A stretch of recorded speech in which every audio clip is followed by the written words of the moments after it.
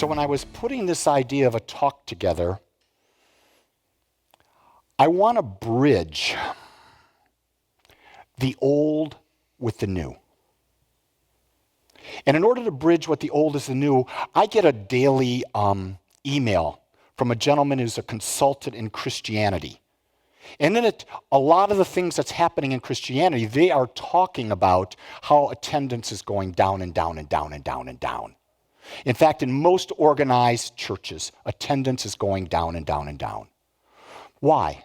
Well, first off, information is everywhere. You don't have to go here to get this information. It's everywhere. The reason people come here is, number one, there's an energy about being here, and there's also the community. And with like-minded people, that's the most important thing. So I want to bridge the idea, and I'm going to start for the next 4 weeks. This is a series that I'm going to do. And I'm going to be talking about, is it possible to understand what God is? Now, when you're looking at that title, you've got to ask the question, okay, what other word can I use besides God? Universal mind, spirit, infinite intelligence, the quantum field, that which is and that which is not. It could be any name you want. And you see, what's affecting the Christian religion and other religions is they have an idea of God being an entity, a being. And all of a sudden, the mind that we have today thinks way beyond that. We understand that God can't be a being.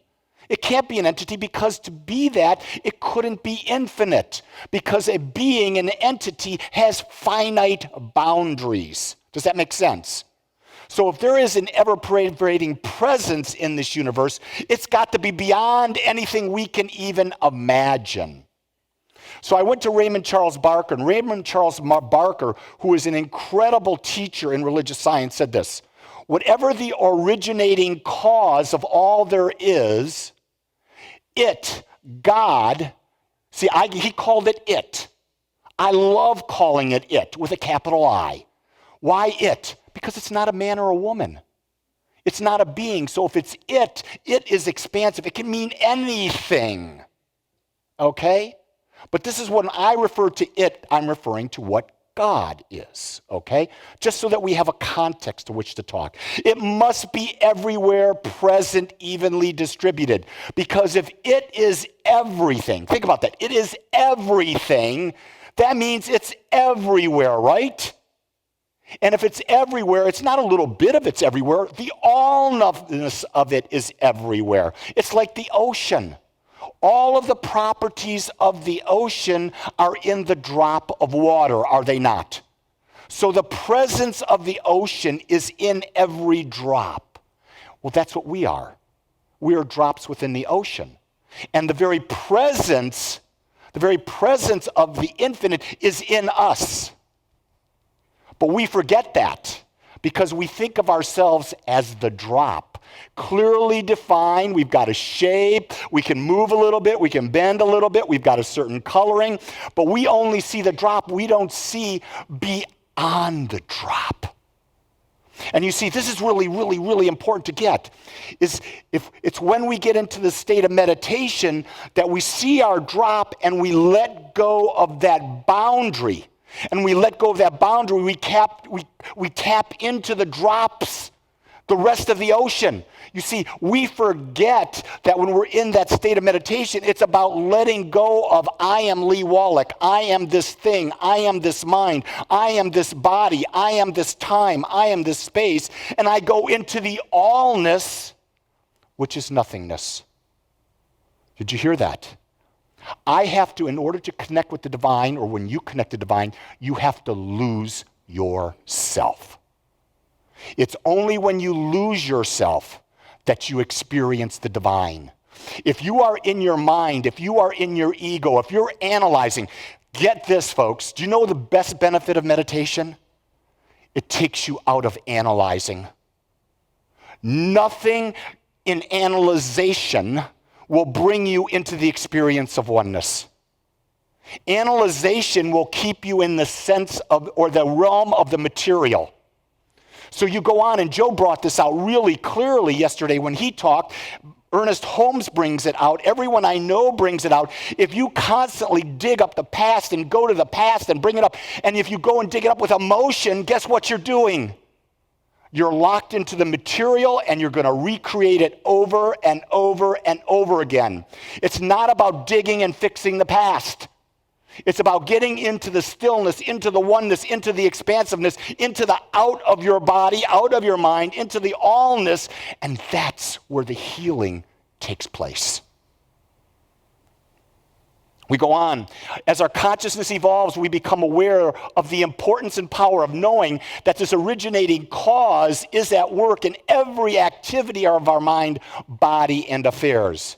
So we understand that it is not the little league here that's doing this work, but it's the overall consciousness of the infinite that is responding to the nature of who I put out. And so in order for me to become more, because I am in the process of reinventing myself. I told Jean this, about a month ago, didn't I, Jean? I said, be aware that I am recreating the new Lee. And it's not just my physical appearance. I'm creating a mental energy about me because I realize in order to have a deeper mystical experience, and that's what my number one value is, to have a deeper mystical experience of oneness, of the divine, and to teach that, I have to become a different person. In order to become a different person, I have to be like the caterpillar, and I have to shed the skin of the old Lee so that the new Lee can emerge. And so I have to be aware that it's not the Lee that I see that in my hands. It's not the Lee that is thinking. It's like, what is it, in the untethered soul that we're studying on Mondays. If you think about the untethered soul, what's going on in your mind all the time? Yakety yak, yakety yak, yakety yak, yakety yak. It's all this talk, right? We think we're that talk. No, we're not. We're what hears that talk. So if you have this yakety yak going on, but the divine in you is the what hears it is what's going to create, isn't it? So the whole idea is, how do I slow down the yakety yak going on in my mind? Because creation happens in the oneness. This is what Ernest Holmes talked about when he created the idea of spiritual mind treatment. We talk about 5 steps in spiritual mind treatment. We talk about recognition. God is all there is. That's what recognition means. God is all there is. God is infinite. Unification. Unification meaning I am one with God. So what is that doing? Recognition, all that is, I'm one with it. That's the main part of spiritual mind treatment. And that's actually what meditation is. Meditation is about losing oneself into the infinite. And it is from there that you can make an affirmation. You can make a declaration, and that which is creates that in the outer experience. After you make that, what do? You go into gratitude and you give thanks for it. And if you give thanks for it, no longer do you need anything. You see, here's the fascinating thing. When you're in that place, that connection where there's no body, no mind, no soul, and you're disappeared, you have no needs. And when you're in that place, guess what? There's no more struggle. Because you have no needs, and what happens is that presence and power will show you everything you need to see, everything you need to do, everything you need to hear to have your most magnificent life. But you got to go into the field, into the consciousness. And so, as I was pondering this morning, I thought about, so how could we make Christianity fit into this mold? It's a subtle shift. It's not that I take the Lord Jesus Christ as my Lord and personal Savior. Did you get that? It's not that I believe that Jesus is the way. Here's the shift. I believe the consciousness that represents Jesus is the way. So let me explain that. What is the consciousness of Jesus? It's the consciousness of love and the consciousness of oneness. And if you go and you reread this stuff that was written about him, and you go into like the Garden of Gethsemane, what did he do there? He went into meditation. He went into meditation, and the apostles were there. They didn't want to meditate. They were falling asleep. They were into the material world. He went into meditate to find and experience the divine because he was dealing with the human condition, which is as painful as anything could be. So where do you escape pain? You go into the consciousness that is divine. Because when you lose your body and you lose your mind's identity, there is no pain. Do you hear that? So it's a consciousness. It's not just the Christ consciousness. It's the Buddha consciousness. It's the Krishna consciousness. It's all of these paths that we've got. They've gotten too big into this dogma of making it that the words are literal. The words were never meant to be literal. They were meant to be allegories for us to learn, for us to study, for us to embody. Remember, these books were written thousands of years ago. Our consciousness as human beings has so evolved to take them literally is rather small. We're in a different way. We've got to think for ourselves. We've got to find this. Here's how you find it. You test it. The only way that you can find what works is you have to personally test it for yourself and see if it works. And that requires deliberation and effort. When we become all powerful in our own lives, we realize that whatever needs to be done is being done by omnipresence, which is acting in and through and for us. Omnipresence is the first aspect of God. God is everywhere present. Quantum physics says the field, the universal field, is the allness of God. Heaven is the allness of God. Hell is an illusion that heaven isn't everywhere present. Ooh, isn't that good? I've never thought of that one before. Hell is the illusion that God is not everywhere present. Think about that. Because everywhere you go, what do you hear God is? Love, right? If God is love, can God judge? Hell no. Notice I said hell no. I said for a reason, because hell's a state of mind. That's all it is. It's a state of mind that doesn't understand there's the omnipresence. Because if you understood there's the omnipresence, you understand there cannot be hell. Ooh. You got nothing to fear now, do you? Think about that. Without hell, what do you got to fear? Without a devil, what do you got to fear? Just bull crap that you've created in your conscious or unconscious thinking. And so who can change your unconscious thinking?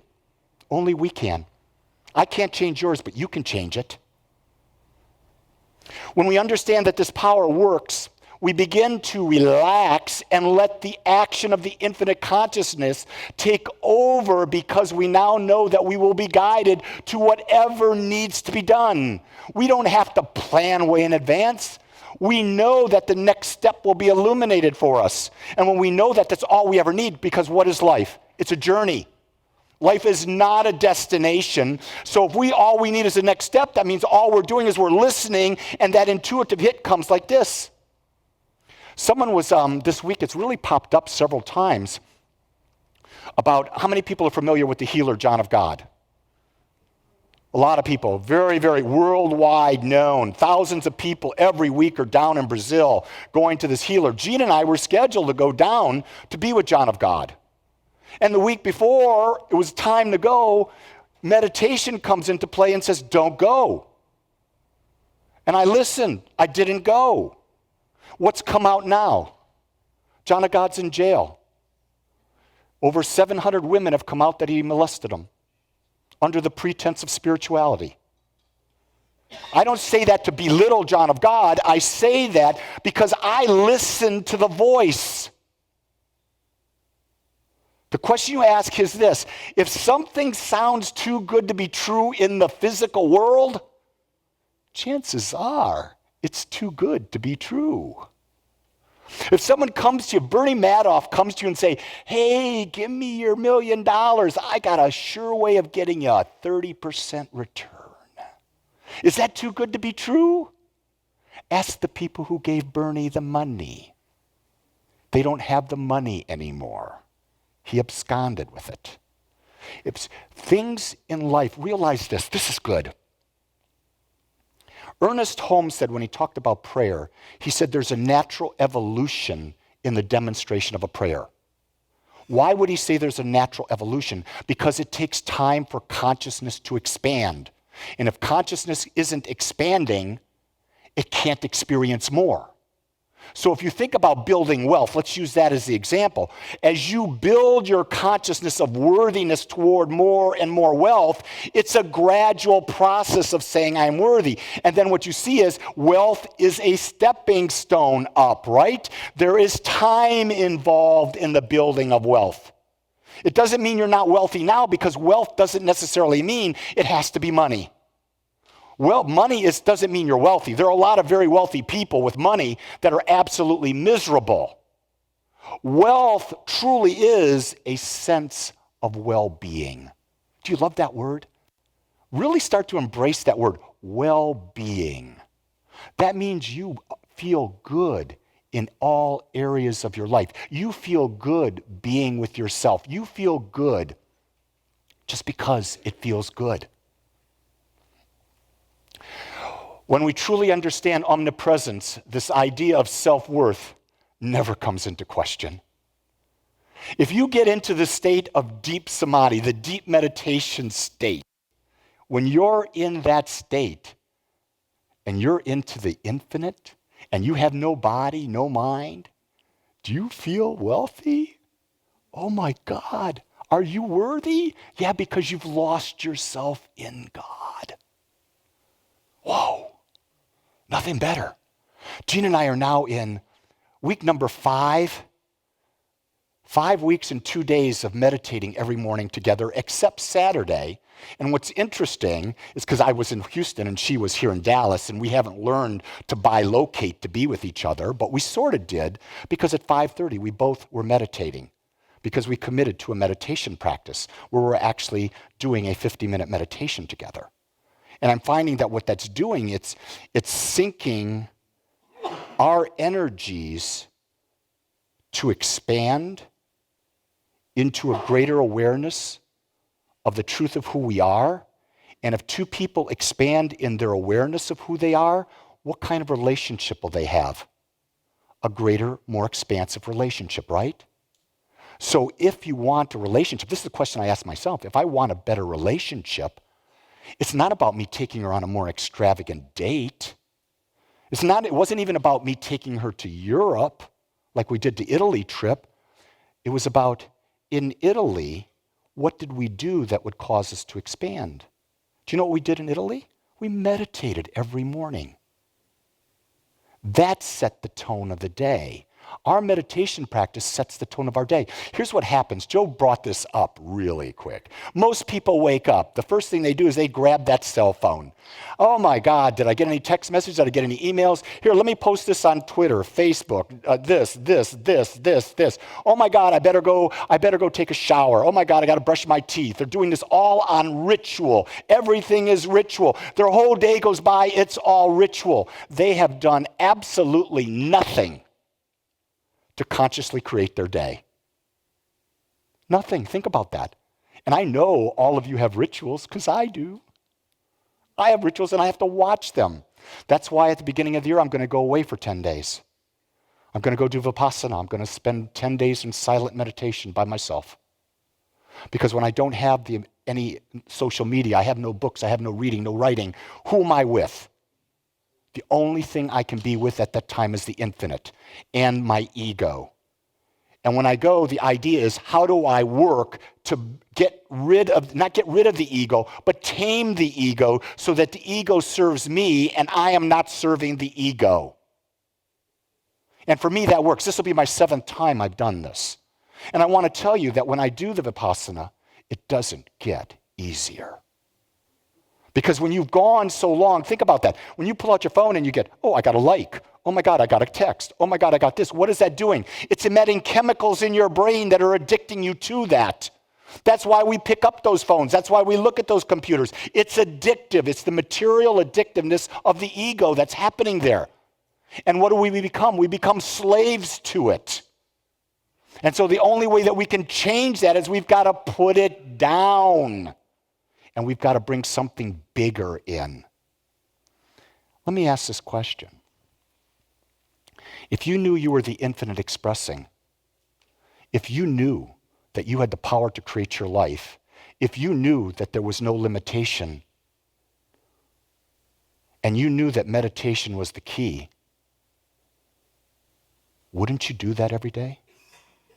Wouldn't that become the most important thing in the world? If you knew that in meditation you could connect to the infinite and have the greatest feeling that ever existed, wouldn't you choose to do that? The question is, you probably don't know that because most people aren't doing it. I'm putting forth the idea of challenging you and saying, why not start now? And if you don't know how, ask. We'll teach you. At Agape, if you need something, what do you have to do, community? What do you have to do if you need something? If you don't ask, are you going to receive anything? No. That's how the universe works. You've got to put out what you want as you into the universe, and the universe gives back. So if you need support, ask, and you will be supported. To truly understand omnipresence is to be able to see that everything is an expression of God. Everything, everyone. You know the son of a bitch that bums the hell out of you, that presses your button that you hate to go in and see, whether it's a family member, whether it's at work, no matter where it is, you know that person? It's God. And do you know why they're there? To remind you that they're God. Because you've got to look beyond the illusion of ego and realize that they are the divine. Everyone is God. And why are they doing that? To awaken you to the idea that this is all an illusion and stop putting so damn much importance into it. But no. You know what she said? She said, I'm selfish. Do you know how many times I'm called selfish? A whole bunch. Because I'd rather meditate than take a phone call. Think about that. I go back to when I was a young boy. Now, some of you will remember that. Most of you won't. But you had a phone in the house that rang. There was no voicemail. There was no texting. There was no internet. Guess how many phone calls I got a day on average? If I'm lucky, one. If I'm not even there, how would I know? But today, if that phone rings, we're in the middle of a conversation with our loved one. We're sitting at dinner. We get a phone, a tweet, a text. What do we got to do? We got to pick up the phone. Whoa. The phone owns us, doesn't it? We have actually become slaves to the phone. Think about that. You hearing what I'm saying? Am I pressing buttons? Please say yes. I want to be pressing buttons. I want you to feel uncomfortable because until you feel uncomfortable enough, you're not going to make a change. There's only one way to anchor this talk.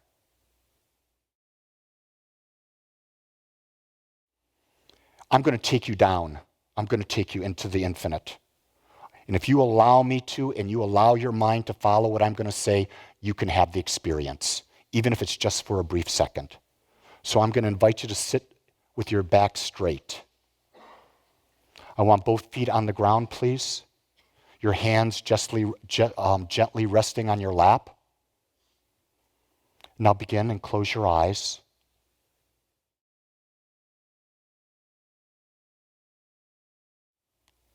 I want you to see just darkness. I don't want you to visualize anything. I want you to see a void, a complete void. And I want you to identify that this darkness, that this void is the infinite. It's the quantum field. It's the vortex. So now I want you to relax into your body. Feel your feet, your lower legs, your upper legs, your hips. Feel your abdomen, your chest, your back, your shoulders. Feel your arms. Feel your hands, your fingers, the back of your neck, the back of your head, your face, your chin, your jaw, your eyes, your ears, your forehead, the top of your head. Feel that.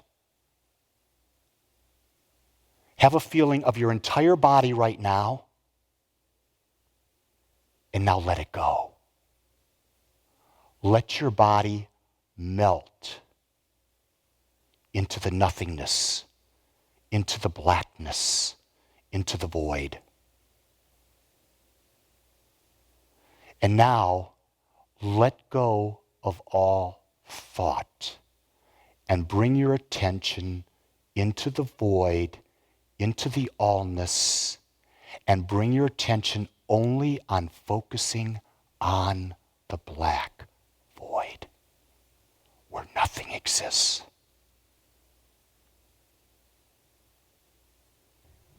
And in this moment, there is no body. In this moment, there is no mind. In this moment, we are connected to all that is, and in that, the I that we are no longer exists.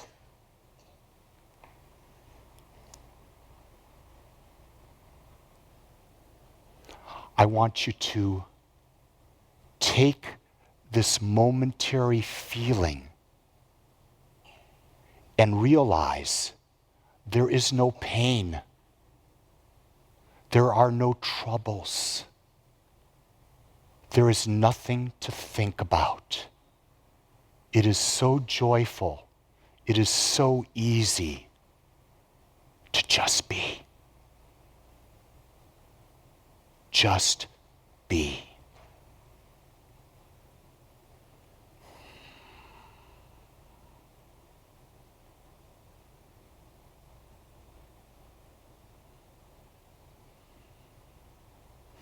If a thought comes in, let it go into the black hole and disappear. If a feeling comes in, let it go into the black hole and disappear.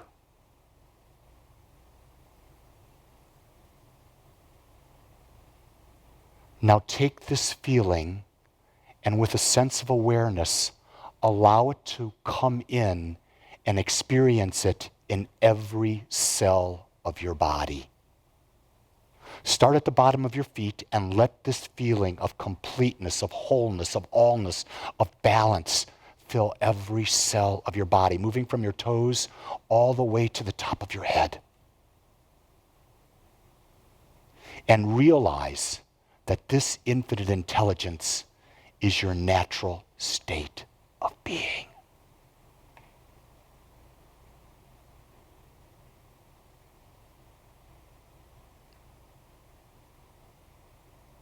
With this feeling, anchor it by filling your heart in the center of your chest, breathing into it a sense of deep gratitude. Take a deep breath into your heart. Focus that energy into your heart. What happens? Where energy goes, consciousness flows. Bring that energy to your heart and let it fill it. Fill it. Fill it. And now breathe out anything that is unlike it. Breathe in again and let that energy come through your entire body, this sacred temple that is you. And let it now flow out into the world as the love of the infinite being shared with all that exists.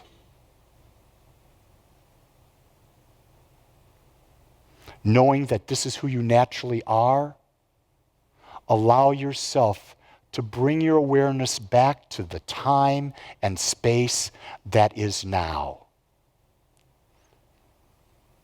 Come back to this time.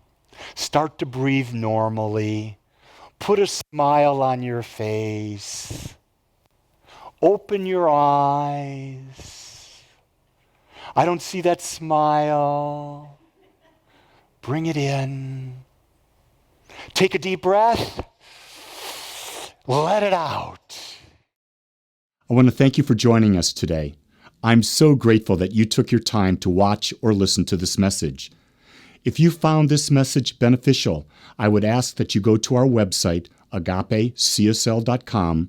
Once there, click on the donate button and experience the joy of conscious and purposeful giving. Or if you would like, text your gift by simply dialing 972-532-6976. It is through your gifts that we are able to bring this message to you in the world. I would ask that if you like this message, to please subscribe to my YouTube channel under my name, Lee Wolak. Again, I want to thank you for joining me in the Agape community as we learn how to better self-love through conscious living.